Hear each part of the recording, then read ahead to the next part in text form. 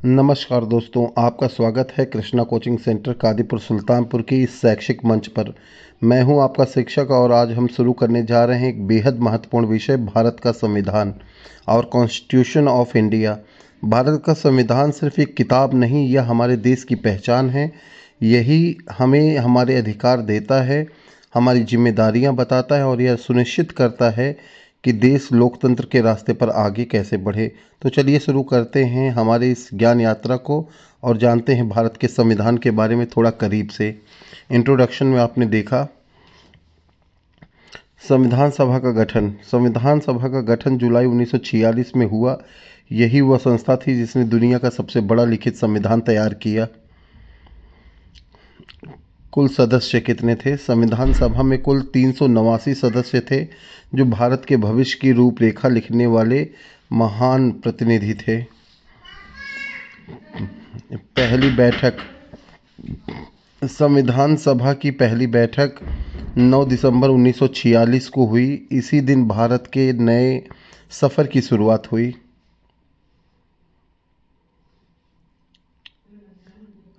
अस्थायी अध्यक्ष। इस पहली बैठक की अध्यक्षता डॉक्टर सच्चिदानंद सिन्हा ने की, जो संविधान सभा के अस्थायी अध्यक्ष थे। अस्थायी अध्यक्ष। इसके बाद संविधान सभा के अस्थायी अध्यक्ष चुने गए डॉक्टर राजेंद्र प्रसाद, जो आगे चलकर स्वतंत्र भारत के प्रथम राष्ट्रपति बने। अंतिम बैठक। लंबी चर्चाओं और बहसों के बाद संविधान सभा की अंतिम बैठक 24 जनवरी 1950 को आयोजित हुई।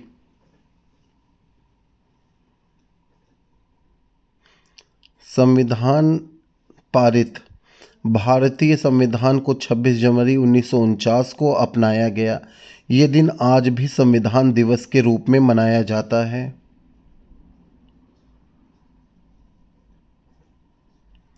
संविधान लागू। और फिर भारत का संविधान 26 जनवरी 1950 को पूरे देश में लागू हुआ। यही दिन हमारा गणतंत्र दिवस कहलाता है। राष्ट्रगान, गीत और ध्वज के विषय में बात करें तो राष्ट्रगान 24 जनवरी 1950 को अपनाया गया, राष्ट्रीय गीत 24 जनवरी 1950 को और राष्ट्रीय ध्वज 22 जुलाई 1947 को अपनाया गया। समय और खर्च। संविधान में भारतीय संविधान बनाने में कुल 2 वर्ष 11 महीने और 18 दिन लगे और कुल खर्च हुआ 63,96,729 रुपये।